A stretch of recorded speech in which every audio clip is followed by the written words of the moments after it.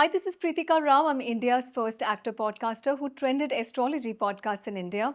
This channel also trended war predictions through astrology, and a couple of years back, I introduced my audience to Astrologer Abhigya Anand, who did predictions for Ukraine, Russia, Iran and Hamas conflict, and also the current Iran and US war that's ongoing.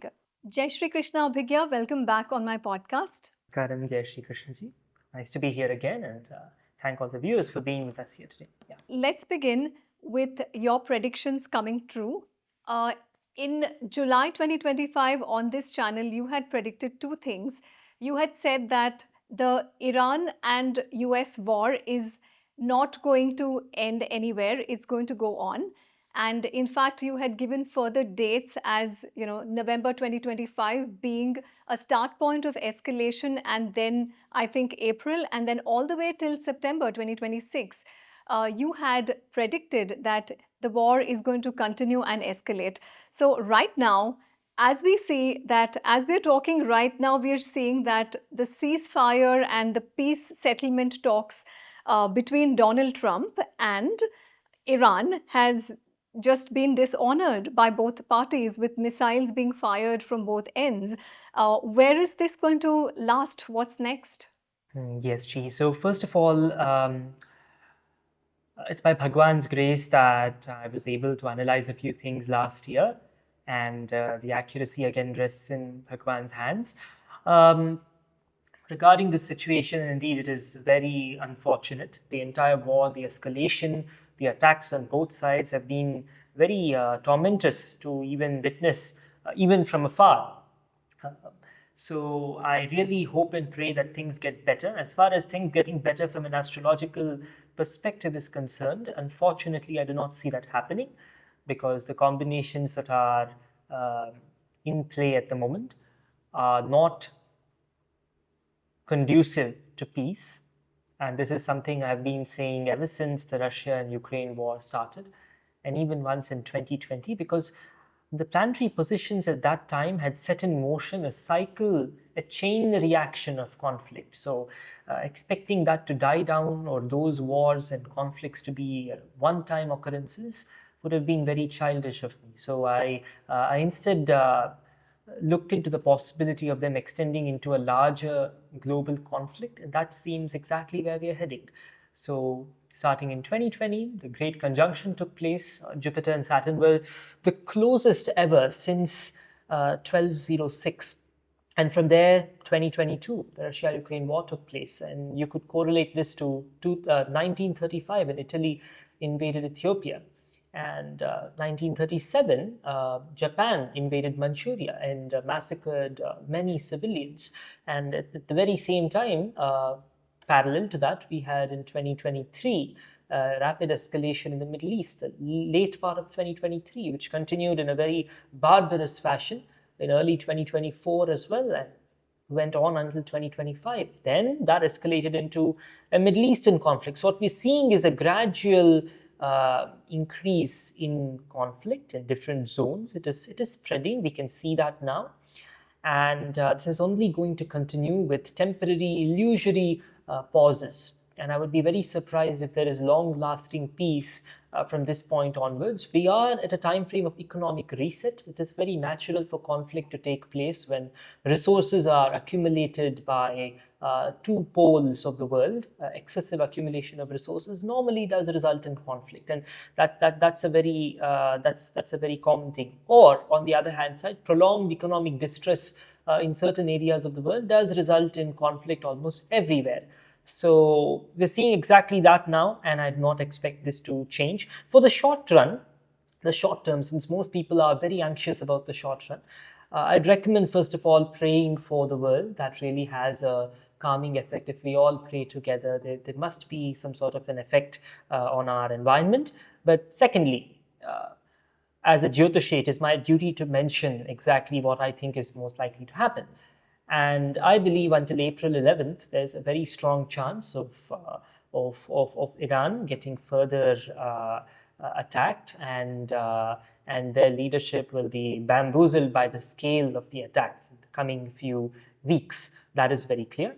And post-April, around the end of April, there can be some significant demands that might be placed in front of the leadership, and which might be accepted, and that will allow them to keep their lives at least for a period of 2 years approximately, at least the very top leadership, the supreme leader, for example. And it might be a very imaginary and illusory period of peace. And in the background, conflict will still exacerbate. And I expect something again to take place before September. And yes, this is only going to escalate. I'll be very surprised if there is lasting peace, in short. Yeah. So you had in the July 2025 podcast with me predicted about denuclearization of Iran in 2026 by US and also a regime change. Now the big question is, since their ruler has been assassinated, we're talking about Khomeini, will his son as the next successor be able to carry forth the rule, and will he survive as a ruler in Iran? I have absolutely no birth details of any of them. They are all very secretive. But based on whatever I could scourge from certain archived sources, I was able to identify certain details, and it's very speculative. But I expect the current supreme leader to be able to at least keep his life for the next 1.5 to 2 years. But again, this is extremely speculative as we have no birth details. As far as I can say, yes, the regime is going to be decapitated to such an extent that they would not have the means to exercise any form of restraint on the population. Again, there is going to be an internal conflict because there is still loyal division to the Islamic theocracy. To a large extent, I just say that this conflict is likely to exacerbate, but an immediate regime change is not something that is very likely. This is something I'm yet to study, and I will update you all on that soon. Before September, there is a very deadly period again, and there's one more just before the 11th of April. So there are two particular time frames where there's a very strong likelihood. And since the combinations mirror 2003 and 1993, 1991, a US ground invasion is actually very likely. And the moment I'm very clear about this, I will let you all know. So the big question now is that will Iran ever be able to give up their nuclear ambition? The current Islamist theocracy having nuclear weapons, I do not think so. They will be denuclearized very, very quickly. In fact, it is seen that any operation done in convergence with Israel's military by the United States has been successful in its outcome. Any operation solely conducted by the United States in the last couple of decades has not been very successful, especially when it is engaged in conflict alone. For example, it could not denuclearize North Korea. It could not prevent Vietnam from being swept by the USSR-led coalitions. And it was also pretty unsuccessful on other missions, including in Afghanistan. Wherever Israel's role has been very active, the outcome for the United States has been pretty point to point, I'd say, instead of giving any positive or negative connotation to it. So I expect Iran not to have any nuclear weapons. I think anyone in their right mind would come to a similar conclusion. So, and even from an astrological perspective, I'd be surprised. But if we are talking of a post-Islamic theocracy Iran, returning to its original roots, or something to the more secular Iran that will be founded. Let's call it the new Iran. This entity might have nuclear weapons, and this is more likely after 2035 approximately. And after 2033, anyways, we expect the US-led world order to weaken to a significant extent. But the objective of the US to dismantle said theocracy might be successful, and owing to that, it might be okay with Iran having nuclear weapons, and as long as Israel is comfortable with Iran having a certain stockpile, say the new Iran, I think that is very much likely as well. It would be very short-sighted to assume that a country with a very intelligent population, very industrious population, that has simply been held back by a repressive theocracy is incapable of building nuclear weapons. It's rather very wise to to uh, to keep in mind that it is very much capable of building nuclear weapons, unlike, say, Iraq and other countries. And I think that is very much likely, in fact. Yes. So, Abhigya, what is likely to be the short term outcome of this conflict with Iran and US? I think the most likely short term outcome is going to be a complete decapitation of the governance regime that is currently operating in Iran. The way that it operates would also change. I expect it to move away from the current theocracy. That is very much likely. And in the next 1 or 2 months, the attacks are further going to escalate. But in the longer run, I see Iran as a very resurgent and very powerful country. So I don't expect any major issues.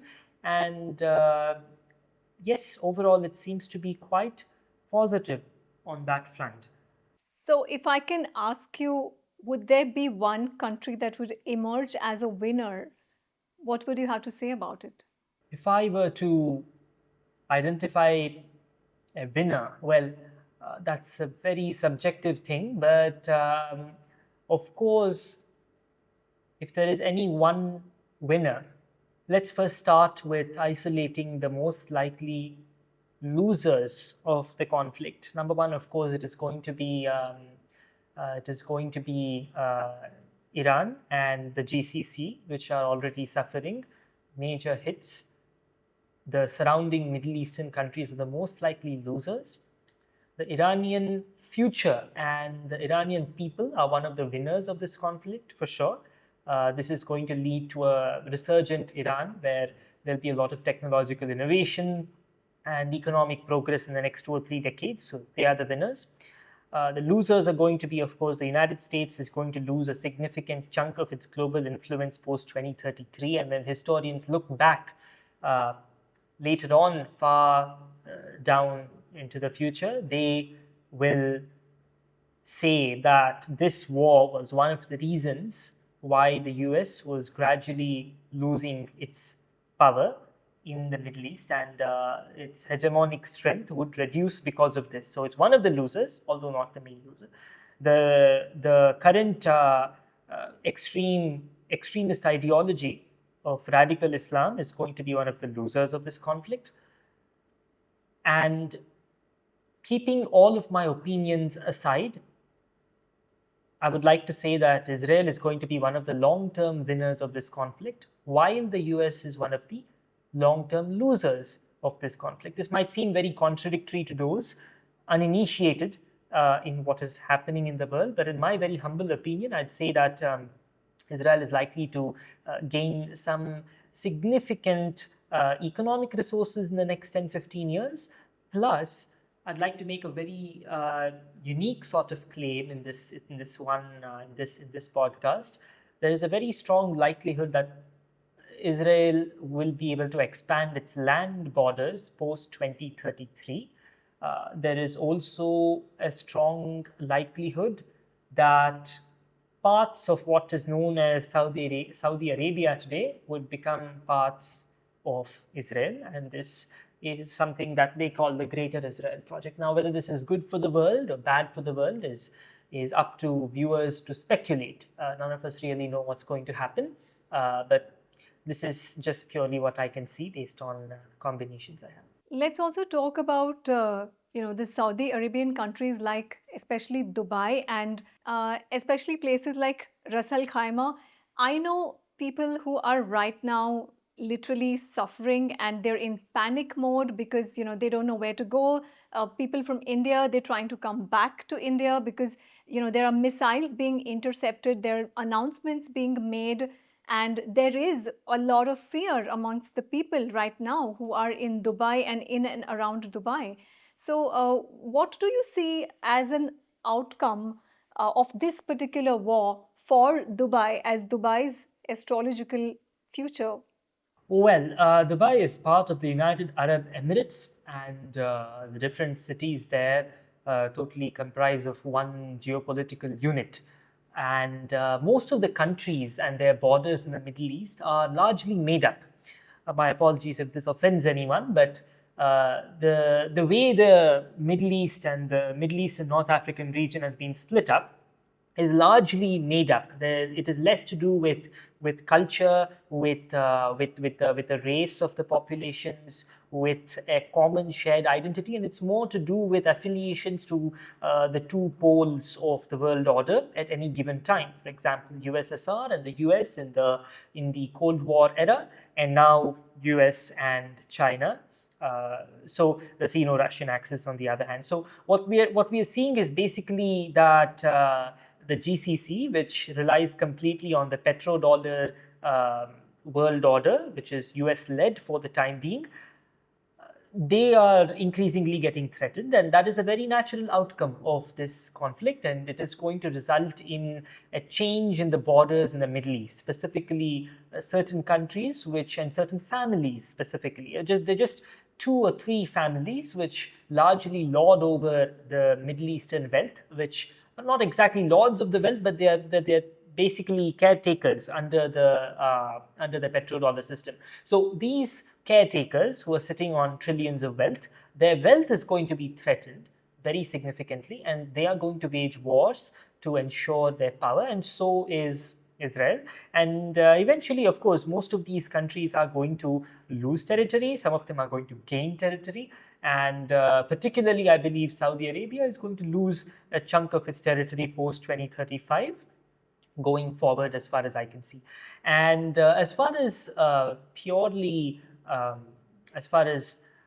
UAE is concerned, the very long-term outlook seems a little better compared to its peers in the region, but I do not expect it to be a very bright and golden future. And the year-on-year growth that it has experienced so far will have to slow down. And obviously that is happening because of whatever is going on at the moment. And this was something that was very clear the very moment the strikes occurred in the Middle East, the first attack on Israel. All of this would happen eventually, and it is going to happen. There are comments on my podcast where people want to know, are citizens of Dubai and largely UAE safe? That's a good question. I think the definition of safe carries a lot of weight here. At no point is anyone safe in the world that way. But if we have to specifically pick on a specific city, yes, the safety of the residents of the UAE is definitely degraded, and it will continue to degrade over the next few years. But I do not mean this to fearmonger. People with established backgrounds in these countries will still be able to be very safe, in fact safer than other so-called peacetime countries that are not facing any war at the moment because of the high standards of living. So it's not something to be so panicked about at this point. But yes, going forward, especially after 2028, the safety would be quite terrible. The security situation would be terrible, especially after October 2028. I would not recommend any panic at this point of time. It would be unnecessary, and yeah. So let's come back to the Iran and US conflict. Do you see other countries also getting embroiled in this conflict? Especially countries who are aligned with either Israel or Iran or the United States? It is very clear that Iraq is definitely it is basically going to naturally get embroiled in this conflict. It already is. It has no real driving force. There is no leader. There is no true government there, essentially. So it's just stuck in between the conflict. But I was studying for some time, for some reason, Eritrea, Ethiopia, Egypt, and these three countries and their associations in this conflict in the longer run. So after 2028, you will see more names. For now, it's most likely going to be contained through diplomacy. This conflict is most likely going to be contained where it is. But after 2028, you would see other countries, because this would turn out to be something a horrifying version of a free-for-all buffet, and all of these countries are going to just exercise their own mechanisms to protect or increase their influence in the world order, the changing world order as we like to call it today. So Eritrea and Ethiopia are already fighting a significant conflict. It's been going on for a very long time, some sort of a cold war, and it is expected that this will intensify over the next few years after 2028. I would be surprised if it all just gets ignited right away. That would be very surprising and very unfortunate. But if it happens after 2028, this will turn out to be a positive thing for Africa in general, and particularly for Ethiopia. For Egypt, on the other hand side, this might not be a very good thing. And for Eritrea, I'm not really sure if Eritrea as a country will be able to exist for a very long period of time. It might reduce its land mass as such. But I might be wrong on this since the research is still ongoing, and the moment I have additional information, I will let you all know. What about countries like Turkey and Azerbaijan? As we discussed earlier last year, Turkey does not look very good in the longer run. It is, if you're talking about the longer run, the very longer run, Turkey might even lose Constantinople, which it today calls Istanbul. That is a very, very strong likelihood, in fact. This is the very longer run, though. It's most likely around 2039 to 2040. But if you're talking about the short run, well, Turkey's options will continue to be limited. And I not expect things to go very well in its favor. But temporarily, until 2033, it's going to be in a relatively strong position. You'd see Turkey making the headlines for some really positive scenarios. But after 2033, it's not going to be good. In fact, after 2029 itself, you'd see it weakening very strongly, because the cycle of prosperity for Turkey has largely ended. The peak of prosperity was during the Ottoman Empire, which is done and dusted now. So what we see is just a fragment of it. And if there's anything we learn from history, it is that if countries that are going through cycles of downturn, if such countries seek to exercise mechanisms to expand their power aggressively, they tend to fall flat even sharper. So yeah, if there's anything the administration of Turkey must take from this, it would be to consolidate their power instead of trying to aggressively expand it. Unfortunately, they're engaging in the latter. So I do not expect their situation to be very prosperous. What about Russia? Because Russia is also kind of, helping Iran. To the contrary, in my humble opinion, I believe Russia has largely withdrawn from Iran. This was something we discussed even last time in our podcast, where I mentioned that even last year, saying that Russia and China both are not likely to help Iran in the situation of a conflict. And Russia has recently, as far as there have been rumors that it is open to again trade in the US dollar. So that is a very interesting outcome, and it somehow validates the astrological perspective of things as well. So we expect Russia to do very well during this time frame and even beyond. Its future is prosperous but not stable. This is what I mentioned even to the Russians in recent interviews. Their future is prosperous but not stable. It looks very good for the longer run, but they're going to face significant hurdles in order to achieve that. But yes, overall, Russia is most likely not going to directly involve itself in this conflict, at least until 2029. It will involve itself in this conflict when its position is advantageous post 2029 October or so. So, one of the major outcomes of this war that is making headlines currently is Iran closing the Strait of Hormuz and its natural gas and crude supplies to the countries that were dependent on Iran for it, especially countries, even India. We had a panic scenario here where there was a panic situation for LPG gas, and of course our Prime Minister Modi addressed the parliament and said that don't panic. He addressed the nation and told them not to panic, and he also said that we are capable enough to meet with this kind of shortage. But in the long run, do you see this becoming a global economic issue or like a crisis scenario?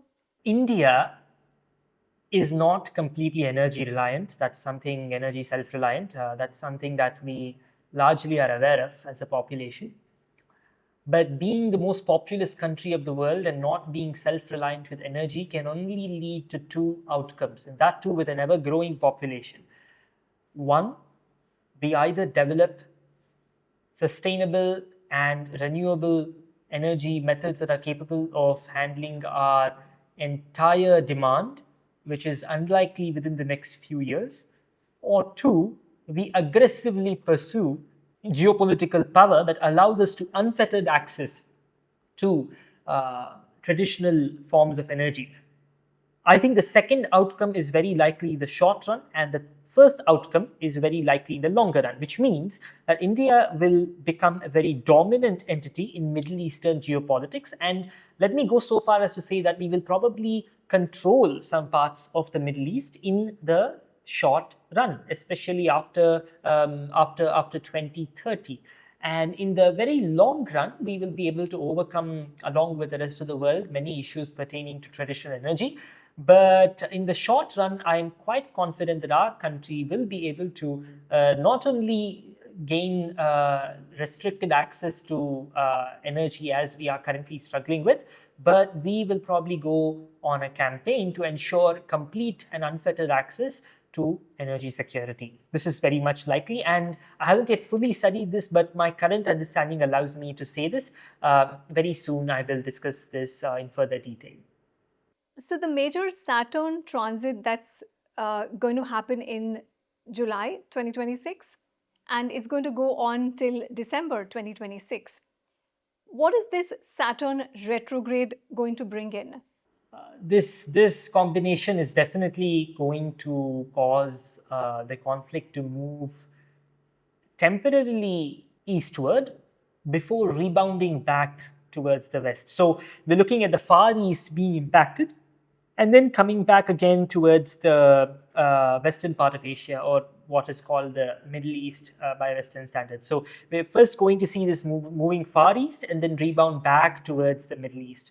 However, the exact results of this combination are not clear at the moment, and I will need time to analyze them. Abhigya, is there any any respite, any hope for people, or is it just going to a bad phase, planetary phase, which is like heading somewhere closer to a third world war kind of a scenario? There is a very astrologically global conflict is very likely, but let's look at some positives that might arise from this as well. For long, a lot of South Asian countries and countries in Africa have been unfairly crushed by the hegemonic world orders on both sides of the spectrum. And many countries have lost their chance to bloom, and many countries have been suppressed. So this will provide them an opportunity to rise again. Some of them will take it, some will not take it. I am very sure that our motherland of Bharata will take this opportunity very well. So that's the positive side of things. You'd see millions, hundreds of millions of people coming out of poverty, being able to afford excellent education and being able to raise their standards of living. You'd see a lot of people transforming. You'd see amazing innovations. Humanity expresses the finest of its innovations just around times of conflict and just after times of conflict. So those are some positives. Let us probably focus on those positives. For those of you who are stuck in these conflict zones, what you can do for the time being is probably to find safer places. If that is not possible, many of these countries that are currently embroiled in these conflicts have very good mechanisms to keep you safe. You can engage in that. I would not recommend fleeing and panicking right away. If you have other options, it's always good to exercise them and go and live in safer places. Until then, I think meditation and helping those more vulnerable than yourself is the best thing to do, because all of this is due to a lot of pent-up global karma. We've accumulated a lot of assets in the last many decades, and what comes with accumulation of assets is accumulation of karma. So these are just natural repercussions. So all you can do is to pray, to meditate, and to help those more vulnerable and weaker than yourselves. That will give a lot of peace to the world, very much needed.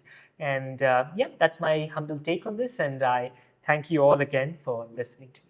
Let's hope and pray for world peace once again, like we all say and believe in.